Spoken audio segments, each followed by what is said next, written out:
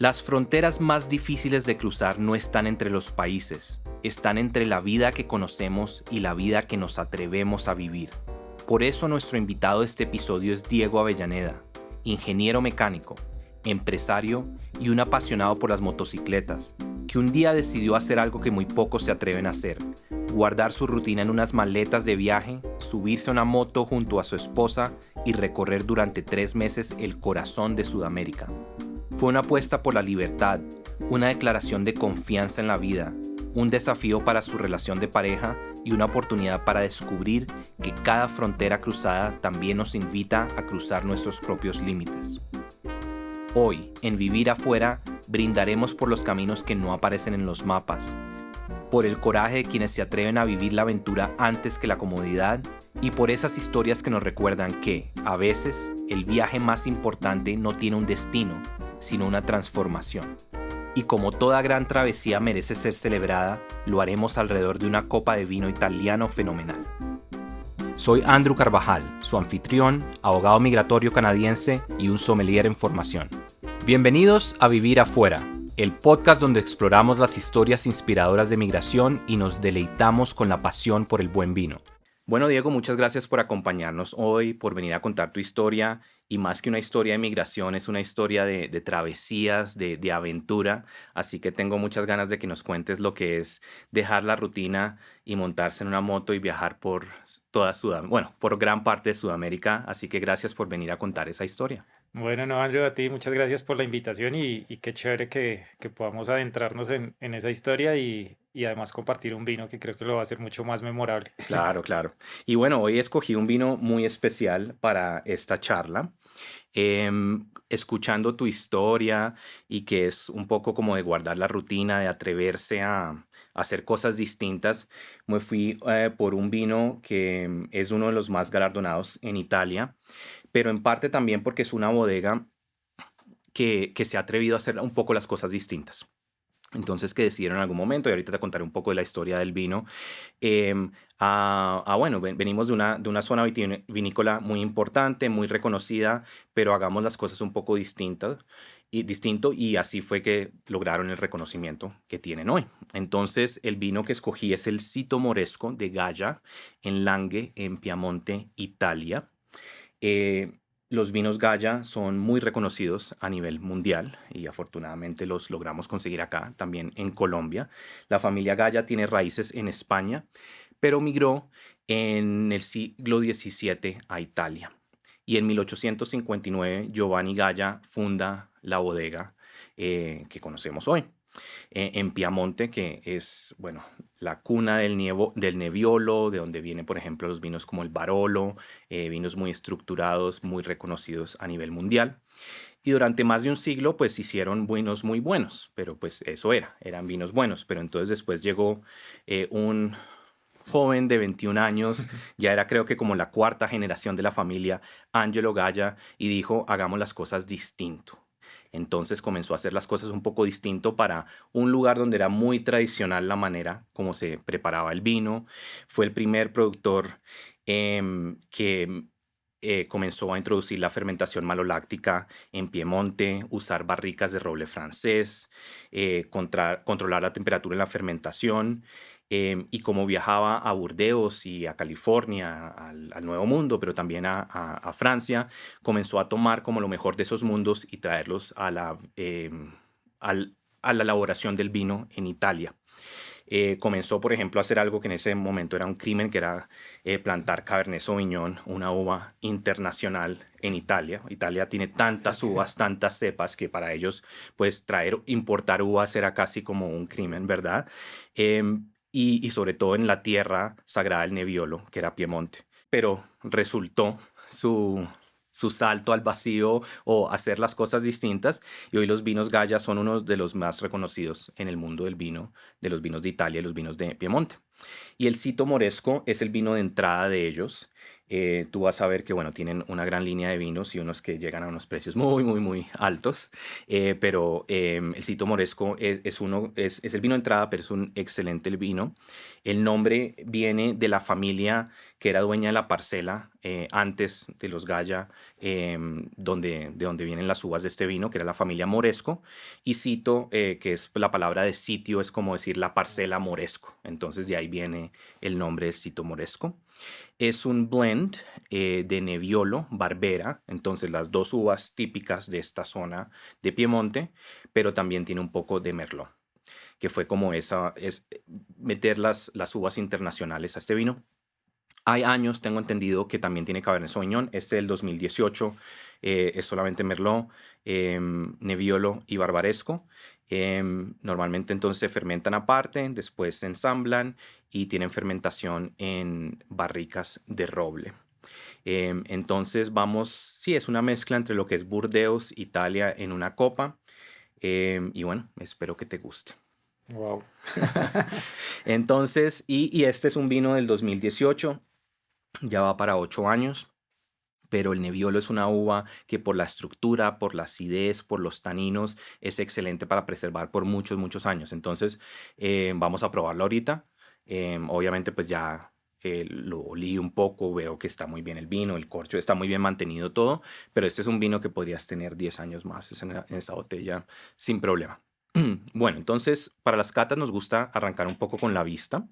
Si quieres, puedes tomar la copa, ponerla así como en 45 grados y mirar con la servilleta que tienes un poco el color. Y si quieres podemos hablar un poco de eso.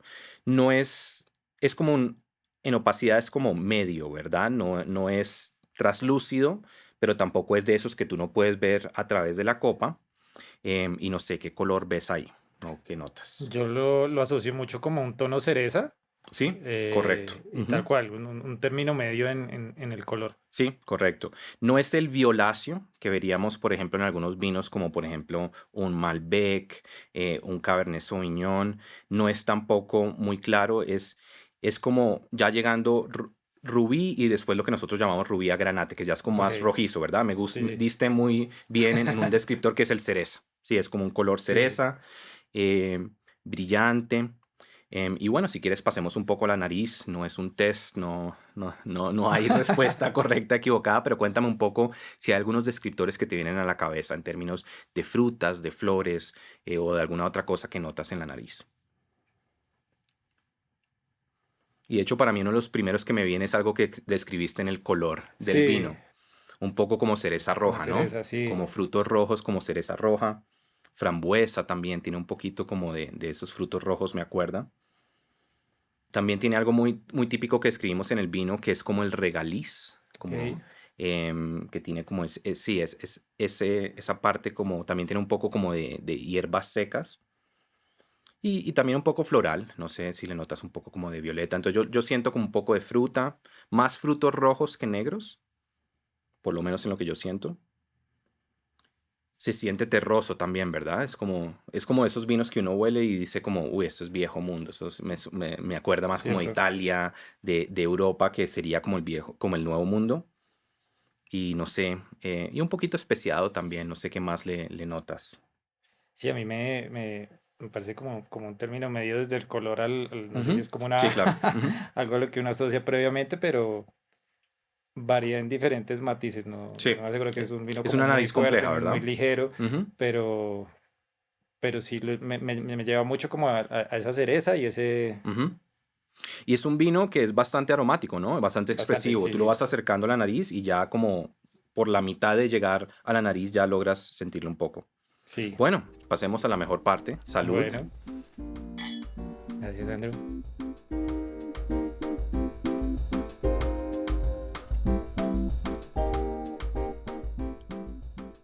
Un vino muy italiano, ¿qué te parece?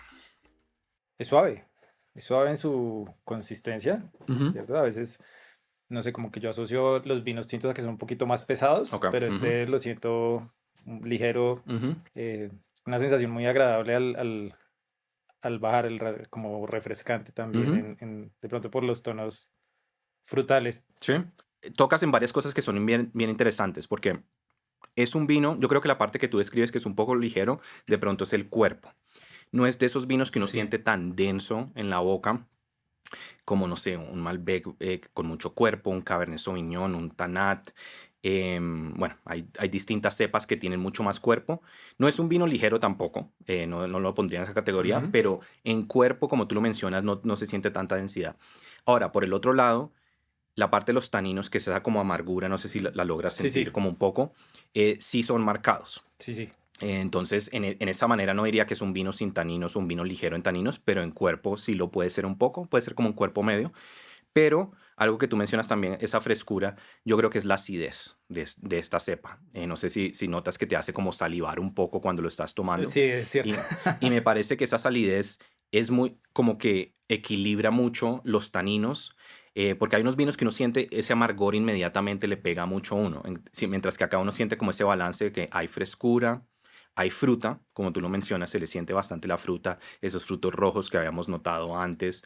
Y a pesar de ser un cuerpo con bastante estructura, bueno, ya desde el 2018, ha estado varios años en la botella, no pega tan fuerte, ni en los taninos, ni en el cuerpo, ¿verdad? El cuerpo es un poco más ligero, entonces lo hace que sea un vino como más fácil de tomar, pero no, pero un vino con estructura. Que, y, Sí, de hecho la sensación deja abierta para el siguiente Ujú. sorbo. Sí, Realmente exacto. sin ser Ujú, hostigante. ujú. Invita a disfrutarlo. Claro, y en el final, que a veces hablamos un poco de cuánto perduran esos sabores en la boca después de tomar el vino, tiene un final largo. Yo, Sí, digamos, creo que lo tomaste una vez y todavía sí, sí, sí. probablemente lo sientes en la Todavía lo boca, estoy saboreando. si todavía lo estás saboreando. Pero sí, la verdad es un excelente vino. A mí me gustan, bueno, los vinos de Gaya son muy especiales, pero sobre todo a mí lo que me gusta mucho es la armonía en copa, que es un vino estructurado, es un vino que tiene Nebbiolo, es un vino que podría ser pesado, pero la acidez, em, la calidad del vino, la fruta, como que todo lo balancea para que de pronto no se sienta de esa manera. Y pues un vino que tiene como un buen equilibrio, pero para las personas que les gusta un vino tinto con estructura, yo no creo que los vaya a defraudar. Si hay una persona que dice, no, a mí no me gustan los tintos pesados, entonces de pronto no es el vino por el que me iría para ellos. Ok. Pero espero que lo disfrutes, no sé, algo más que quieras, que hayas apreciado, espero que te haya gustado. Sí, sí, me encantó. De hecho, me lo imaginé con un buen asado. Ah, sí, justo ahí va a ir después. Entonces a veces me gusta un poco hablar de maridaje antes de que entremos en Ok, la charla migratoria. ¿Con qué lo acompañaría? Yo creo que le diste algo que se me viene a la cabeza inmediatamente. Carnes rojas, un sí. buen asado, carnes a la brasa, de pronto carnes estofadas también. Va a ir muy bien. Es un vino con buenos taninos que van a ayudar a absorber un poco como esa grasa y Ujú. creo que va a cortar muy bien las carnes que son, sí, que pueden ser magras y que pueden ser de asado, con un cordero. Cosas herbáceas de pronto también creo que podría ir muy bien, con un cordero con hierbas o carne con hierbas, creo que podría ir bien, como esa parte terrosa creo que lo Que lo acompañaría muy bien. complementan, sí. Estamos en Italia, al final del día no deberíamos em, no hablar de pronto una pasta con carne, una pasta boloñesa, una pasta con un ragú, con un tomate. Tiene buena acidez, entonces me parece que podría ir bien con una pasta de tomate que tenga buena acidez también. Y bueno, quesos curados, sobre todo digamos los quesos como de esa zona. Muchas veces los maridajes tienen que ver con la zona donde viene el vino, también lo que se consigue allá. Parmigiano, pecorino. Creo que podría ir muy bien con este tipo de vino. Y bueno, Bueno, que lo sigas disfrutando y siéntete cómodo de seguir tomando a medida que hables. Hay muchos invitados que a gracias, veces Andy. se meten mucho en su cuento, pero la idea es que puedas disfrutar ambas cosas, Claro de que tu sí. charla y también del vino. Hay varias similitudes entre ser un excelente profesional migratorio y la preparación del vino. La cosecha de un buen vino toma años de planeación. Uno no migra de un día para otro. Es una decisión importante que tiene un impacto drástico en la vida de una persona y de su familia. La clave está en los detalles, la experiencia y la calidad del proceso. De esto se trata este podcast, de brindar información valiosa sobre la migración, presentar consejos y puntos de vista variados y honestos de gente con distintas experiencias. Y al mismo tiempo, divertirnos un poco, tomarnos una copa de vino juntos, aprender cosas nuevas sobre la migración, el mundo del vino y el reto que es migrar por fuera del país. Bienvenidos a nuestro podcast Vivir afuera. Y bueno, entonces, entrando en tu historia, bueno, de pronto te han gustado las motocicletas por muchos años. Me imagino que esta ha sido una pasión tuya. Pues la historia es muy, muy curiosa porque yo termino en el mundo de las motos y nunca me llamaron la atención. De hecho, Ok. vengo como de una familia muy tradicional donde hay algunos conceptos más bien mal fundamentados, como que de pronto la moto es para el que no le alcanza para el carro, Ujú. para el del domicilio y ese tipo de cosas. Pero yo llego a las motos en el 2014 porque me cansé de moverme en transporte Ok. público. El carro no siempre tenía la facilidad de parquearlo en el lugar donde trabajaba. Y un día pasé por una tienda, un Yamaha, me acuerdo mucho. Ujú. Había una moto que me llamaba la atención porque la tenía un amigo, pero apenas estaba empezando como a raspar la superficie de este mundo. Entré como que las facilidades de todo, tenía unos ahorros, lo que me faltaba lo podía pagar con una tarjeta y pedí la moto. Yo en ese momento no tenía pase, Claro, sí. nunca había manejado una motocicleta. Eh, Mi papá de joven tuvo una moto y es una historia muy curiosa porque dentro de las experiencias más memorables de él es que estaba con dos amigos en la moto, se cayó, le tuvieron que operar la Mm. pierna. En otra hizo un viaje, se le varó la moto, tuvo que caminarla bajo la lluvia como 5 kilómetros en carretera. Entonces como que en mi casa Sí, siempre ok. han sido No eran muy experiencias memorables por lo bueno, nada. sino por lo malo, sí. Sí, y siempre como que la sensación que hubo era como Ok. motos no, y es como que a veces uno hereda ciertos Sí, sí, sí. conceptos Ujú. hasta que de pronto la necesidad o bueno, no sé, algún trigger le dispara algo a uno para ver las cosas de una manera distinta y bueno, saco el pase rápido. Me acuerdo mucho cuando ya saqué la moto de ese concesionario, todo el trayecto en primera, súper nervioso, con las piernas abajo, eh, pero más que todos nervios. Ok. Y ahí empezó algo muy, muy interesante y fue que además pues de suplirme la necesidad del tema de transporte, yo me doy cuenta que esto empieza a romper ciertos techos en mí. Sí, como que en serio me obliga a salir de esa zona de confort y le Ok. empiezo a coger como más cariño al tema de la moto. Bueno. Y tú, bueno, eres ingeniero mecánico, has ejercido como ingeniero, me imagino, por unos años. Me contabas también que habías estado en la academia o habías sido Sí, profesor por un tiempo. Em, y bueno, también tienes tu empresa, más adelante hablaremos de tu empresa, pero sé que en algún momento surgió esta idea de, bueno, dejar un poco la rutina o dejar un poco el día a día y atreverme a hacer algo muy distinto, que es montarme en una moto por 3 meses con mi pareja, irme a visitar Sudamérica en moto. ¿Eso es algo que tú sientes que se iba construyendo por muchos años o fue una cosa de un momento a otro? ¿Cómo fue esa decisión? pues es una pregunta muy interesante porque mira que si al Diego del 2014 se viera hoy aquí contando esta historia, No se la creería. estoy haciendo todo lo que jamás pensé que iba a hacer. Ok. Primero, andar en moto. Segundo, emprender. Ujú. Sí, tener una empresa. Tercero, casarme. Sí, o sea, estoy viviendo una vida completamente diferente a lo que veía, pero creo que eso hace parte de fluir, ¿cierto? Ujú. Y salirse uno como un poquito de ciertos paradigmas que a veces lo limitan mucho, porque todo ha ido de la mano y yo empecé el tema del emprendimiento con un socio con el que trabajamos, precisamente porque era un momento donde la situación laboral no era muy buena, los dos quedamos sin trabajo, pues no estábamos mal, estábamos en necesidad y realmente él es quien me empuja a mí a emprender, nos metemos en ese tema, pero es algo que yo nunca quise. Ujú. Y nunca lo quise hacer porque sabía lo desgastante que era el Claro. tema Ujú. administrativo, fiscal, manejar personal, como que todas esas cosas que yo decía, pues muy chévere lo que, como tal vez la vida que le vi a mis jefes, pero no me llamaba nada la Ujú. atención el precio de Claro. llegar a Ujú. eso. Y pues nada, nos metimos en eso. De hecho, la empresa inicialmente es una empresa de proyectos de ingeniería. Ok. Esa empresa empieza a crecer un poco, se da la oportunidad de comprar otra empresa que estaba en bancarrota, o sea, Nadie haría eso. Ujú.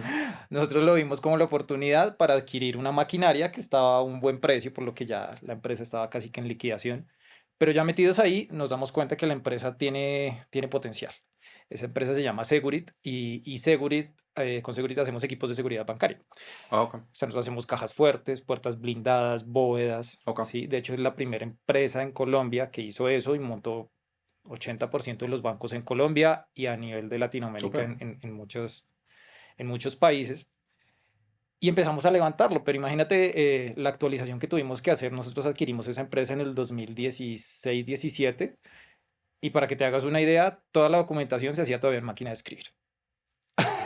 Entonces teníamos unas cuantas décadas que adelantar en semanas para poder hacer esta vuelta otra vez como rentable y Wow. productivo. Y mi socio también le gustan las motos, ahí él ya tenía moto, yo ya había pasado por otras dos motos. De hecho, esas motos las vendimos para comprar la empresa. Ujú. Y algo que siempre nos llamó la atención era poder fabricar algunos equipamientos para las motos, Ujú. porque en ese momento en Colombia solamente había, bueno, o principalmente había opciones internacionales Ujú. y realmente se salían mucho del presupuesto para algunos segmentos. De hecho, me acuerdo mucho, yo fui a una tienda alemana y apenas les dije qué moto tenía, no tenemos nada para usted. Y como que voltearon la vista, chao. Y fue algo como que digo, que en mí detonó el querer como impulsar esa parte de la Claro. industria. Entonces ya para nosotros, teniendo toda la infraestructura para hacer cajas fuertes, empezar a hacer equipaje, Mm, maletas de aluminio, era como tenía sentido. hacer Ok, origami, ¿sí? ok. Era relativamente sencillo la experiencia en ingeniería. Y bueno, a mí me encanta, me apasiona el tema del diseño, que es la especialidad que yo hice y en lo que también trabajé en la parte de docencia, desde la parte del diseño técnico. Ok, listo. Entonces, tú llegas a, bueno, entonces por emprender llegas a este mundo de los equipamientos para las motos. Obviamente ya, como tú dices, hace 10 años de pronto no te veas ahí, pero Sí. ya te gustaba el tema de las motos. Y esa idea de salir a viajar fue, ¿de dónde viene? Excelente, mira, aquí entra otra parte muy bonita de la historia y es que cuando yo compro mi primer moto, me acuerdo de esa en Facebook, que algo que usaba ahí, encontré un club de motos, Ujú. el club Yamaha FZ16 Bogotá, y yo veía que ellos salían, hablaban de sus Claro. motos, para mí era un mundo completamente nuevo, entonces decidí visitar ese club. Pude entrar a un club tremendamente organizado, pero lo que yo siempre más rescato de ese club es que, a diferencia de muchos grupos, eso se ha popularizado mucho y hay de todo. Pero en ese club yo me formé como piloto y como motociclista. Ok. Hacíamos salidas prácticas para aprender a rodar, hacíamos cursos, hacíamos capacitaciones. eh, Realmente esas son las raíces que a mí me formaron como motociclista y que hoy en día a mí me llevan a rodar de cierta forma cuando vamos en grupos a poder llevar la gente también de una forma mucho más segura Claro. y ordenada. Y especialmente que es algo que viajando he visto mucho la necesidad como a limpiar el nombre del motociclista, porque Sí, a veces sí, está ok, como te muy en entiendo. la Ujú. conciencia de que es el atravesado, Sí, el es que el no maneja bien, sí. imprudente, Ujú. es, bueno, una cantidad de cosas que sí, pero no. Entonces, yo en ese club ya empecé como con el tema, empecé a hacer algunos viajecitos pequeños en Colombia y yo era el típico que mi morral con una cabulla, con una cuerda, le amarraba eso ahí como pudiera y arrancaba. Ujú. Eh, que funciona, está bien, pero ya en el momento en que estamos en la empresa y yo me empiezo a meter como en ese mundo, más el tema del alto cilindraje, me doy cuenta que uno puede viajar mucho más cómodo. Y ese tema se convierte como en mi obsesión. Más o menos como al mes, 2 meses, fabricamos las primeras maletas de aluminio y les hago el test drive, que es la primer mini vuelta a Colombia, pues que hago, que fue un viaje más o menos como de un mes. Ok. Recorrimos una buena parte del país probando el producto, llegamos versión 2 versión 3 versión 4 no sé en qué versión vamos Mm, ahorita, pero también nos dimos cuenta que ahí es donde uno claro, realmente puede decir, probándolas. mi producto sirve, mi producto Ujú. aguanta. Y el público, el mercado empezó a verlo. Con amigos del mundo de las motos, de ese club inicial, empezamos a rodearnos, a meternos en otros grupos y la gente vio que el producto realmente funcionaba donde otros fallaban y creo que esa ha sido como la bandera principal de lo que nosotros hemos hecho. Nosotros más que equipamiento, y ha sido como el concepto en el cual nos movemos es poder brindar comodidad y seguridad Ujú. en las dos ruedas. Ok. Ese ha sido como el concepto y nace de ahí, precisamente del viaje. Claro, en el día a día tú también necesitas ciertas cosas, pero es una experiencia completamente distinta cuando tú ya estás haciendo un viaje y ojalá un viaje largo. Ok. Y el viaje que hiciste, creo que fue el año pasado, Sí. me mencionabas, ¿esto fue en parte como motivación de seguir como probando el equipo o fue como decir quiero tomar un break? Como qué fue lo que te llevó a no simplemente hacer un viaje por Colombia, sino a decir, bueno, no, vamos desde acá hasta la punta de Sudamérica? Claro, mira, pues yo creo que ahorita vivimos como en una época del marketing tan agresivo que es muy fácil influenciarse, influenciar e inspirarse. Ujú. En nuestro mundo hay ciertos personajes que en serio la rompieron en el mundo de las motos y son motoviajeros Ok. mundiales de talla mundial. Para mí es un orgullo, ya con tres he podido compartir muy directamente. eh, Pilotos muy renombrados que siempre han llevado como esa aventura y ese ideal, ese deseo del piloto de yo me compro una moto grande, la equipo hasta las orejas, pero porque es que me voy a ir al fin del mundo, Ok. ¿sí? Entonces, ese inspiracional yo siempre lo tuve, pero por estar a veces como tan metido en el trabajo, fue algo complejo. La empresa nosotros realmente casi que la montamos de cero, Ujú. aunque ya había algunas cosas, pero muy metidos en la operación. Y era algo muy bonito, pero a la vez como que dejaba un sinsabor ahí, que yo equipaba a cientos de viajeros al año Claro. para cumplir una cantidad de rutas. Ellos volvían, me mostraban fotos, me Ujú. traían Claro, claro. recuerdos, o sea, una relación muy bonita. Ujú. Pero Y tú no la lo habías hecho. pregunta, ¿y usted para cuándo? Ujú. ¿Y usted para cuándo? Y ese viaje yo lo tenía planeado hace más o menos unos 3 años, eh, y siempre faltaba algo y siempre va a faltar. Siempre va a faltar realmente a finales de 2024, con mi esposa que estábamos hablando del tema y dije, no, ya hay que hacerlo. Sí. Si no lo, o sea, ¿cómo se hace el viaje? Haciéndolo, Ok. Sí, no, haciéndolo.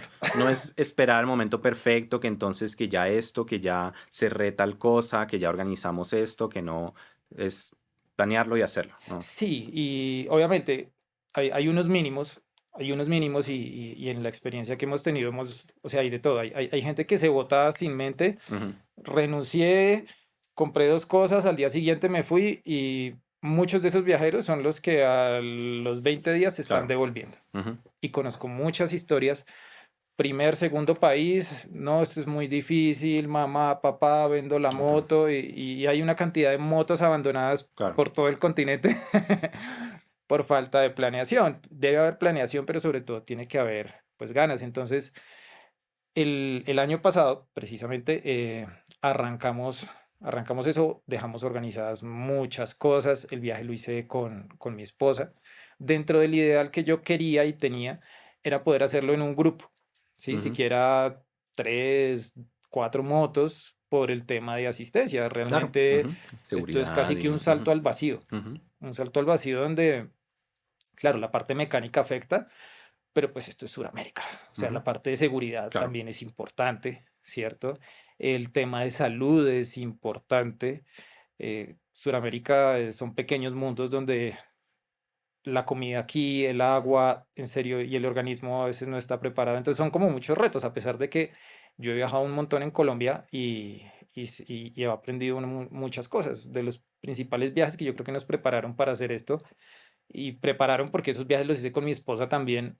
Y son viajes que usualmente uno no hace en pareja, pero la ruta de La Guajira en moto, Ujú. Cañón del Chicamocha en moto, los Llanos Orientales, Selva hasta Buenaventura, bueno, una cantidad de rutas que uno como que lo preparan, pero claro, todo eso le permite a uno hacer el viaje más Claro. fácil. A la larga uno lo puede hacer Ujú. como quiera, pero entre más preparado esté, realmente la va a sufrir menos y es algo que nosotros pudimos evidenciar.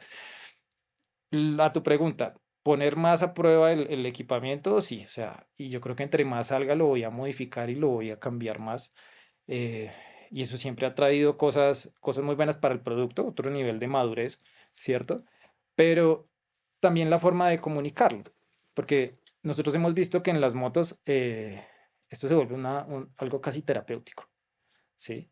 y muchas personas que hemos conocido a raíz de esto, del turismo en moto, del romper miedos, de hacer cosas que no pensaron que podían hacer, una cantidad de techos mentales que se Ok. rompen y lo más bonito, que cuando el viaje termina, todo eso lo pueden aplicar de una manera diferente, que puntualmente es lo que estamos haciendo ahorita nosotros en la empresa.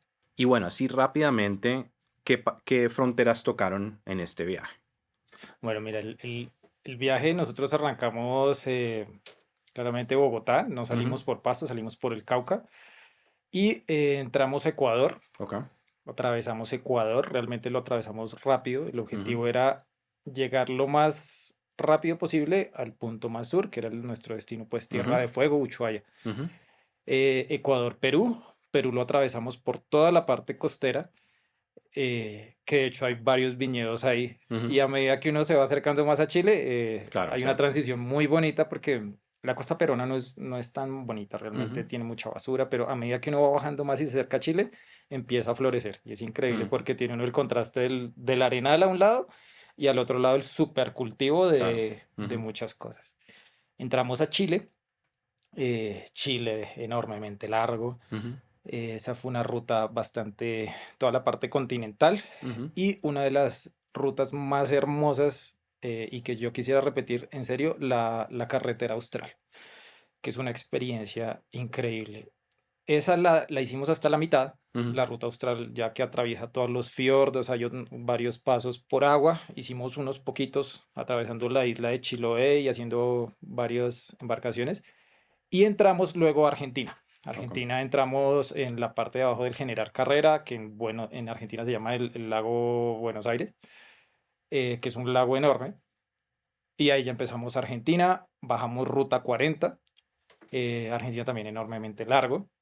Y entre Chile y Argentina hicimos varios pasos. Nosotros entramos a Argentina, descendimos la parte continental, luego la parte de Tierra de Fuego es de Chile, entonces Ujú. estando uno en Argentina pasa a Chile, atraviesa una parte y vuelve a salir de Chile para entrar otra vez en Argentina.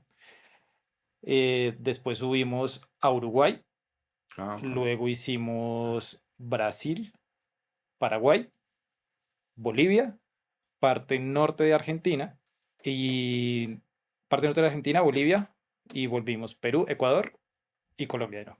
Ok, entonces bajan hacia el sur Sí. y después suben y hacen, ok, y todo eso fue en moto, me dijiste que en algún momento tomaban como embarcaciones, Sí, ajá, eso lo hicimos en moto, en total fueron 25.000 kilómetros que hicimos en 3 meses y hubo como unos 3 pasos que hicimos en ferries. ok, listo. Y bueno, ¿cómo fue cuando cruzaron, no sé, digamos la primera frontera, entonces entrando a Ecuador y entendieron que, bueno, ya este no era el viaje que estaban planeando, sino que ya lo están viviendo? ¿Cómo fue esa sensación? Pues fue muy emocionante. Esa frontera que tomamos no es la principal es la de Ipiales. Entonces fue más bien un paso rápido. Ahí nos dimos cuenta que realmente es más fácil de lo que uno cree.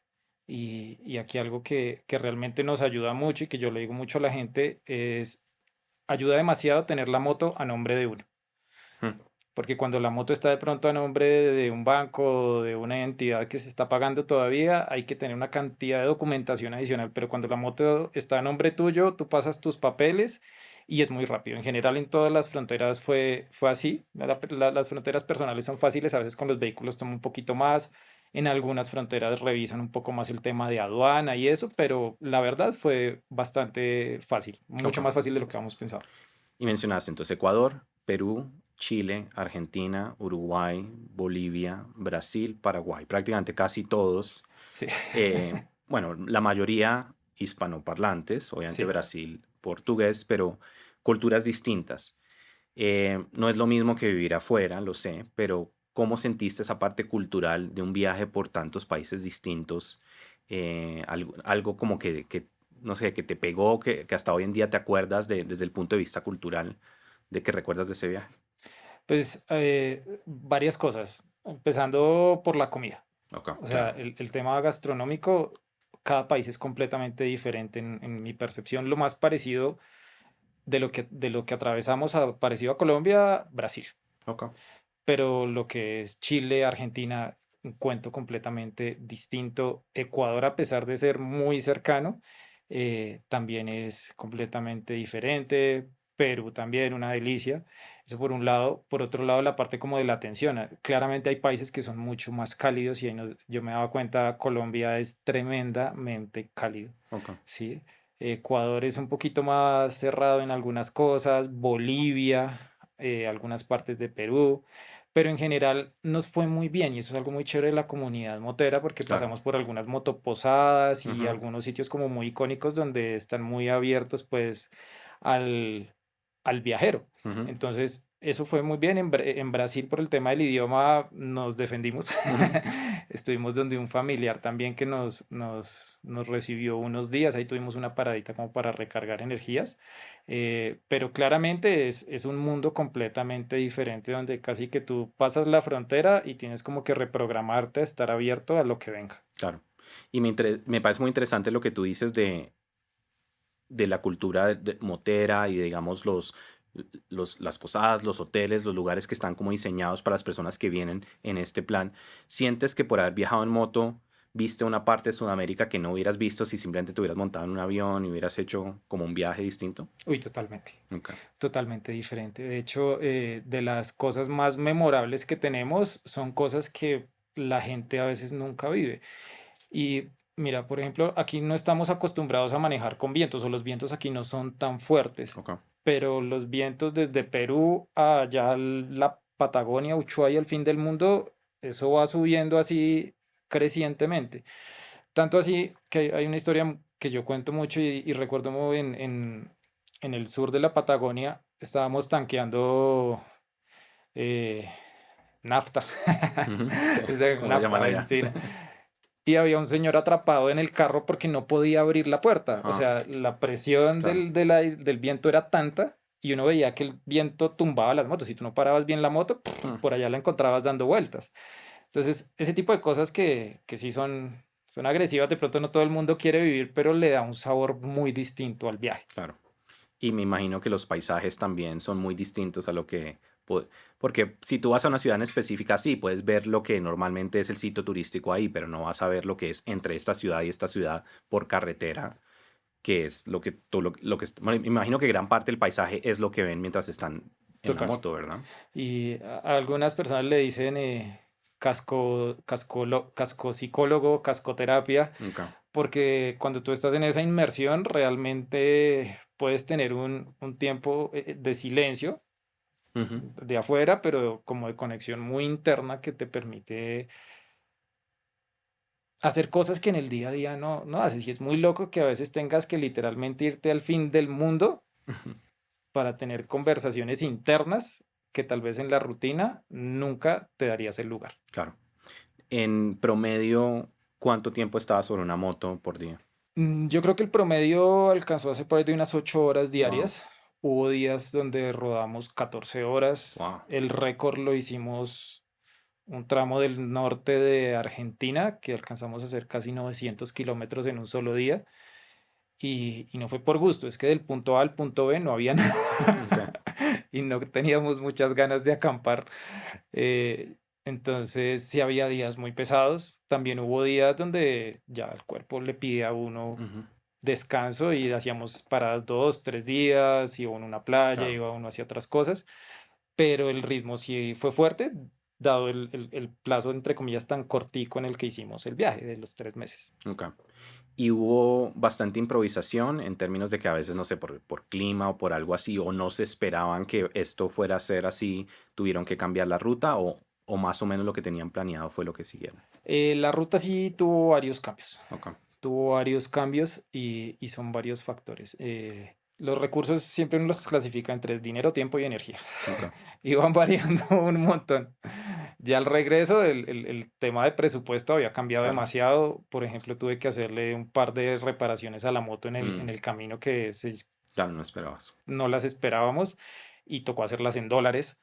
Que ese es otro tema también muy importante. Ahí yo también reflexionaba mucho. Colombia, a pesar de cualquier cosa, sigue siendo un país muy económico Ujú, en su comida, en lo que tú aquí consigues de todo. el mercado de motos en Colombia no es como, no es, o sea, es muy desarrollado, en otros lugares no. Entonces, el viaje sí teníamos una guía, nos habíamos basado en otros viajeros, en Claro, experiencias que nos habían hecho, pero el itinerario cambiaba constantemente, hasta el punto de decir, no sé, pero yo tengo que llegar a Colombia. Incluso en una parte del viaje también caímos en la desesperación y averiguamos para mandar la moto por avión y todo ujú, ese tema, ujú, pero estando en Buenos Aires. Pero no, no se pudo y tocó entonces, terminarlo por tierra. y hubo y de todos los lugares donde estuviste, como, ¿cuál recuerdas que fue como, no sé, lo más bonito, lo que más te impactó de manera como positiva de todos los lugares que estuviste? Yo resaltaría dos principalmente. La ruta austral, Ok, que es un mencionabas. tesoro mundial, porque eso es una reserva natural, la reserva de Thomas Hopkins, creo que se llama él, el fundador de North Face. Tiene una historia muy bonita detrás de eso y yo creo que eso es un solo viaje. Ok, Y el otro que era nuestra meta, Ushuaia. ok. Ushuaia, que es literalmente se llama el Fin fin del del mundo. mundo. Ujú, Creo que uno puede bajar un poquito más en barco, pero ya es un tema que llega uno al polo. ujú, Entonces como que la sensación de haber llegado ahí, llora uno de la emoción, claro. Ujú, pero también se da cuenta que no, aunque ese era el destino, el llegar fue muy importante y todo, pero era mucho más el camino y son cosas que uno se da cuenta realmente es hasta llegar ahí. claro. Ujú. Y bueno, ¿cuánto tiempo llevas tú con tu esposa? ¿Cuánto llevan de casados? Nosotros ya este año cumplimos Ok. 5 años de casados. Y el viaje lo hiciste con tu esposa, Sí, que pues a este momento me imagino que le gustan los viajes en moto. sí. Ya ha hecho suficientes que me imagino que es algo a lo que está acostumbrada. Pero cuéntanos un poco de sí, qué fue la experiencia de no hacer este viaje solo, de hacerlo acompañado. No sé si al fin sí terminaron yendo con otras motos, como lo habías mencionado o no, pero cuéntanos un poco de lo que fue distinto, no sé, la dinámica también de la pareja estando sobre una moto 8 horas al día a comparado pues estar en casa, estar en otros temas. No es fácil, no es fácil, no es fácil. A mi esposa siempre le ha gustado viajar y es algo lo que hicimos pues como match cuando nos Ok. conocimos, Ujú, pero ella no estaba acostumbrada a este tipo de viajes. ujú, Entonces fue algo como gradual. Ella también ha estado como en esa escalera mía del motociclismo, de una moto pequeña, una moto mediana, una claro. moto grande, la que tenemos ahorita. Entonces como que ha hecho toda la escalera y asimismo nos hemos venido preparando y equipando. Me acuerdo mucho en una pareja de colombianos que conocimos, ellos los conocimos en Argentina, pero ellos iban en jean, con una chaquetica normal y estando uno a -2 grados, Mm, es terrible. Entonces, algo que yo creo que nos sirvió mucho y que le hizo más cómodo el viaje a ella es que la indumentaria, vestirse por capas, tener los impermeables, guantes de calor, guantes para frío, todo ese tema, un buen casco, el intercomunicador hizo el viaje mucho más llevable, pero claro. de todas maneras, el tú estar hablando con una persona 8 horas al día, llegar al hotel a estar juntos, realmente es un reto. Ujú, Y he conocido varias parejas que no superaron el viaje. ja. No superaron el viaje o en cierto punto le pago el pasaje y chao, yo te espero en casa, pero realmente fue un reto y que el viaje lo terminamos haciendo solo los dos, porque coordinar los tiempos con las otras personas que queríamos Ya, hacer o claro. que nos gusta viajar realmente fue imposible. Pero creo que eso es algo que nos ayudó mucho a fortalecer como pareja y, y que lo obliga a uno a trabajar en uno en todo sentido. Nosotros, por ejemplo, sí o sí teníamos que hacer media hora de ejercicio y estiramiento diario antes de subirnos a la moto. Mm, Si no, no íbamos a aguantar la tanda del día. ok. Sí, y justo eso te iba a preguntar, que si sientes que el viaje puede ayudar también a fortalecer una relación o por lo menos explorar partes distintas de la relación que uno nunca exploraría estando pues en su día a día. Sí, yo creo que un viaje sí es una prueba de fuego y yo no se lo aconsejo a quien no esté como con buenas bases, porque esto o te fortalece o en Claro. serio te derrumba porque tú aquí estás al límite. Ok. Sí, y de pronto yo como piloto estoy mucho más acostumbrado a ciertas situaciones de estrés, de peligro, ¿cierto? Pero ella no. Ujú, Y desde la perspectiva de ella, donde no tiene el claro, control, sí. Ujú, una cosa es que tú llevas el volante y decides aquí, decides allá, otra cosa es ir como pasajero. sí. Yo, por ejemplo, soy re mal pasajero, re mal pasajero y ya está en carro, o sea, yo voy de acompañante y como que se acostumbra uno tanto a tener el El control. control Ujú. que es algo que yo le aplaudo mucho a mi esposa, de verdad, una tesa, haberse aguantado ese viaje yendo atrás. Y hablaste que hubo momentos que pensaron de pronto, bueno, ya abandonar, enviar la moto, Sí. irnos. ¿Fue ya fue por algo físico, fue por el tiempo? ¿Cuáles fueron los momentos difíciles que dijeron, no, ya de pronto paramos esta travesía? Había, había momentos donde el agotamiento Ok, físico era terrible, ok. terrible, terrible. Y estaba uno en una encrucijada porque especialmente el año pasado lo que era Chile y Argentina, creo que todavía está muy parecido, son países muy caros para Colombia, o sea, Claro. Ujú, prácticamente dolarizados, donde ujú, un peso chileno era un dólar y lo mismo ujú. el peso argentino estaba a la par. Entonces, tú sabías que quedarte más días descansando te costaba un Claro, claro. montón. Entonces, como que uno no tenía Sí, cómo mucha balancea opción. uno lo uno con lo otro. Y sin embargo, la empresa, estando aquí en Colombia, pide, que eso fue otra cosa muy particular. Nosotros íbamos trabajando durante el viaje. Entonces, llevábamos computadores, a lo que uno paraba, solucionaba cosas, donde le cogía señal, Ujú, llamaba, se ponía al tanto. Y nosotros teníamos un grupo de WhatsApp donde estaban pues como la familia cercana, los allegados. Y también uno veía que para la familia era duro. ujú. Yo me pongo en el papel de ellos y estos locos. ¿A qué hora se reportan porque no han escrito? Entonces como que son cosas que uno lo llevan a reflexionar, pero dentro de todo, yo digo, realmente nos fue tremendamente bien y esto no solo a nosotros creo que nos enriqueció, sino también a nuestras familias a romper como muchas cosas que pues en eso somos como punta de lanza. Tenemos varios familiares que son viajeros, pero hacerlo así como que Claro. también le da alas a los demás para vivir muchas cosas. Bueno, y comenzamos hablando un poco de la parte empresarial, que fue lo que te llevó, bueno, en cierto modo a este mundo del equipamiento de motos y pues a probarlas y a meterte más en los viajes largos. Hablemos ahora del impacto del viaje como empresario. ¿Sientes que esta experiencia, pues aparte de darte muchas ideas de cómo puedo mejorar este baúl, cómo puedo mejorar estas cosas para que sean más cómodas, sientes que impactó un poco tu manera como empresario, esta experiencia que tuviste? Claro, claro. El profundizar también en otras culturas y en Ujú, otros mercados, yo creo que a uno le dan mucha perspectiva ok. y a los que estén viendo este video y que tengan empresa también les digo, severo, lo estamos haciendo en el nivel difícil. En Ujú. otros lugares no es tan difícil. Ah, Entonces, creo que eso le abre a uno como mucho la visión, uno para darse ánimos y dos para también empezar a cambiar la estrategia, a internacionalizar. ok, Sí, nosotros varios de esos contactos que hicimos ahí se han trabajado. La intención nuestra es poder abrir mercado afuera. claro. En este tema de las motos, casi que en Sudamérica son tres países, o en Latinoamérica más bien, Brasil, Colombia y México, los que llevan pues la delantera, pero es algo a lo que todos están migrando por el tema de movilidad. Entonces, realmente ha sido algo que sí nos ha enriquecido mucho y también desde la estructura de la empresa a la manera de poder integrar nuevos métodos, nuevas cosas, conocido otras empresas. Hay varias alianzas que están andando y a la larga pues todo eso realmente creo yo que nos ha enriquecido mucho y nos ha llevado como a buscar ser más competitivos y siempre el tema de la optimización para no salir del mercado, Claro. que se ha vuelto mucho más competitivo. O sea, el mercado no es el mismo que cuando empezamos ahorita. Temas de libre comercio, cada vez productos asiáticos que llegan mucho más fácil. Entonces, todo eso nos ha ayudado como a mantenernos y estar a vanguardia, porque hay muchos que no lo han logrado ahorita en el mercado. Claro. Y acá hay algo que me parece interesante bueno, tú mencionabas que tú también seguías trabajando mientras estabas de viaje, pues yo es algo que desafortunadamente siempre tengo que hacer.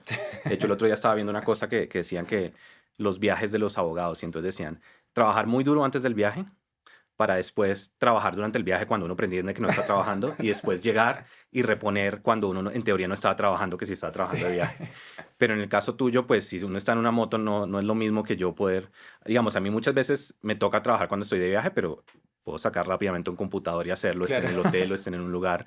Si estás en una moto, por mucho puedes en una llamada, yo creo, no es que Sí. puedas hacer mucho al respecto. O no sé si tu esposa a veces como que iba ahí diciéndote que le responda a esta persona o algo así. Nos Ok, pasó con el intercom, pues muchas cosas que podía solucionar con el roaming y bueno, sí, llamadas ok, que no atendía, pero ella que sí podía escribir iba solucionando cosas. claro. Ujú, De hecho, casi siempre que hacíamos una parada para gasolina y tomarnos un café, como calentarnos, ujú, hidratarnos, de una vez estábamos trabajando, pero tal cual, o sea, yo en mi cabeza sabía que esto que no hice lo tengo que reponer sí, más adelante. ujú, Entonces, creo que eso también es algo bonito de la moto y es que te obliga, a claro, diferencia de pronto de un carro o de un avión, en serio te obliga a a estar pensar. metido en el tema.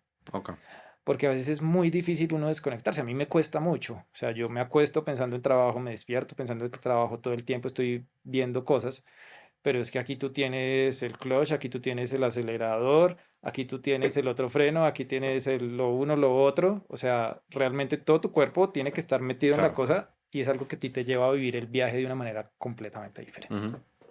Y lo otro que me parece interesante también es, bueno, lo que tú dices, lo que uno aprende de esto, que también yo creo que muchas veces nosotros vemos que un viaje es detener la vida profesional, que un viaje es buscar ese tiempo perfecto que ya todo está solucionado y puedo salir, pero normalmente, primero que todo, es casi imposible en la vida de un empresario que todo esté solucionado y que uno pueda Sí, encontrar el momento perfecto para irse, pero también lo que tú dices de que el viaje nutrió tu vida profesional, nutrió, te dio ideas de cómo llegar a otros mercados, de cómo, no sé, de pronto hacer el marketing para distintas culturas o cosas así. Entonces, yo creo que hoy en día, o no sé si lo veías en ese momento, tú pensabas, bueno, al final del día esto no es un viaje de negocios en sí, pero es un viaje que está nutriendo también mi parte como líder, pero también como del producto que yo vendo.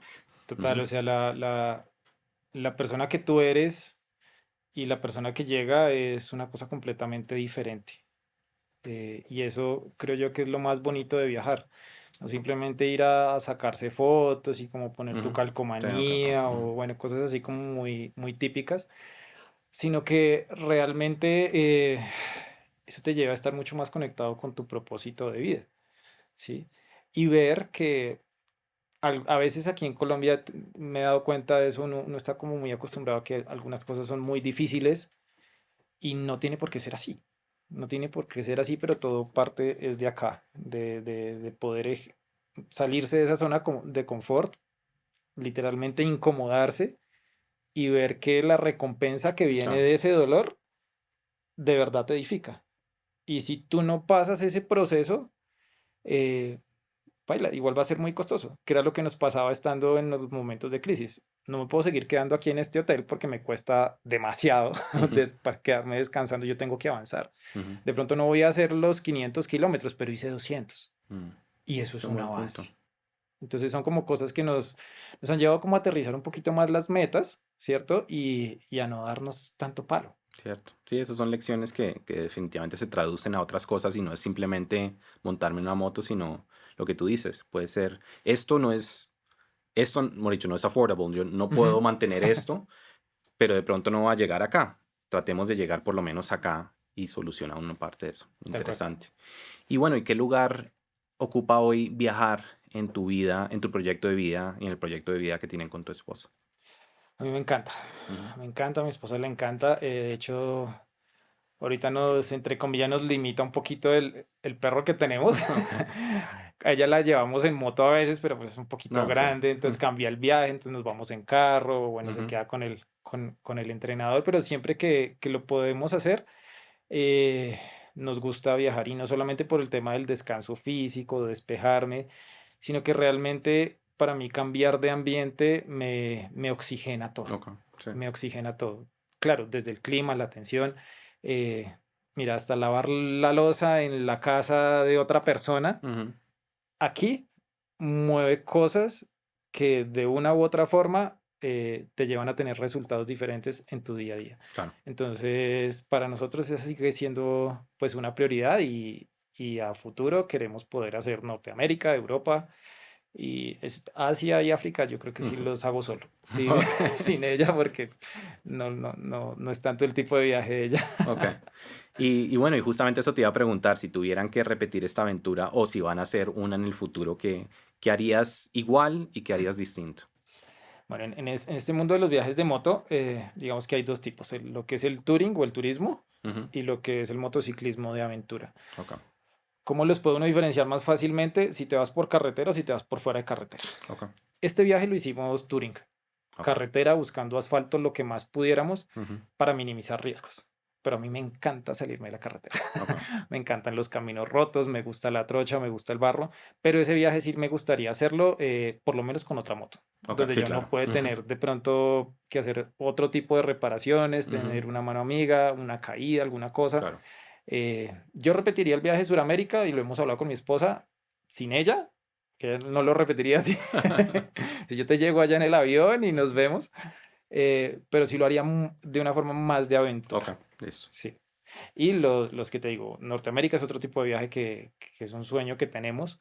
eh, y Europa, también ya tenemos conexiones y ciertas facilidades que hemos podido hacer ahí para hacer esos viajes. Bueno, y para finalizar, ¿qué consejo le tendrías a un motero o a una persona que le llama la atención esto, pero de pronto tiene un poco de temor o está pensando, no, yo tengo que llegar a tener esta moto, a tener esto, a ahorrar tanto, a poder planear esto, a dejar mi trabajo, a poder conseguir quien me cuide el perro, a todas Sí. estas cosas, ¿qué consejo le darías? Bueno, no es hacerlo por hacerlo. Claramente, entre tú más lo planees y te organices va a ser más fácil. Eh, Creo también que hay etapas y entre más pase el tiempo, en mi concepto va a ser más difícil. Ujú, O sea, el cuerpo que tienes hoy no claro, lo vas a tener en 5 años, en 10 años. Y si en este punto de pronto tú no te has logrado preparar lo suficiente, nada te dice que en 5 años lo vas a hacer.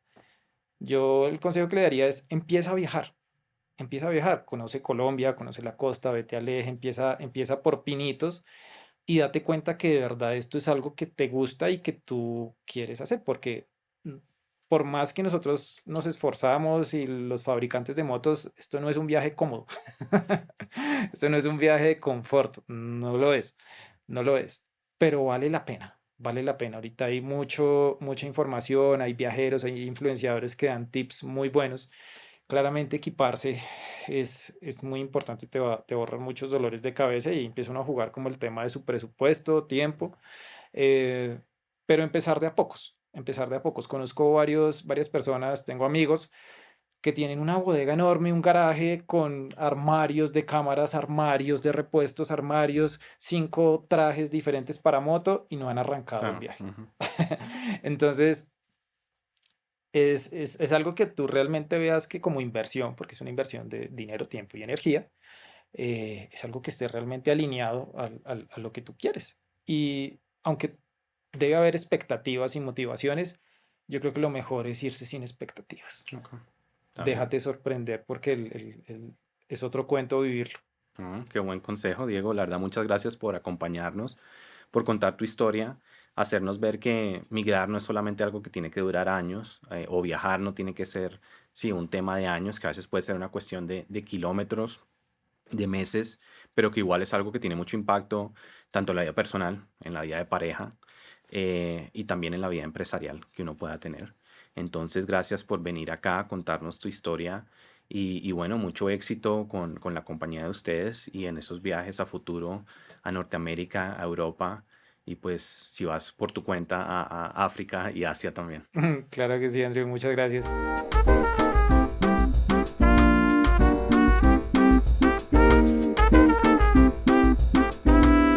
Y bueno, Diego, si alguien quiere seguirte, seguir tu compañía, seguirte, no sé, a ti personalmente, tu trayectoria, me imagino que a veces pones fotos de tus historias, de tus viajes, todo esto, ¿dónde te pueden encontrar? Claro que sí, ahorita precisamente estoy como renovando las redes, enfocándolas a eso y en YouTube, en Instagram y en TikTok, las mías se llaman La Ruta Angosta, tal Ok, cual como queda ahí. Y la empresa se llama Cohu, Cabo JU, por Ujú. todo lado nos encuentran así súper fácil. Bueno, y llegamos al final de otro episodio. Hoy tuvimos una historia un poco distinta de la del típico migrante. Hoy tuvimos ya un viajero aventurero, por un medio un poco distinto también de viaje al que acostumbramos de montarse en un avión, de muchos de las personas que entrevistamos. Gracias por acompañarnos hoy. Cuéntenos un poco qué les pareció el episodio. Nos pueden seguir en Instagram, Vino Inmigración, en TikTok, LawyerSom, y cuéntenos un poco si han probado este vino que es fenomenal, qué piensan de los vinos Gaya, qué otras historias quieren que exploremos acá y qué otros vinos quieren que catemos. Entonces, hasta el siguiente episodio de Vivir Afuera, y de nuevo muchas gracias por acompañarnos. Salud. Salud.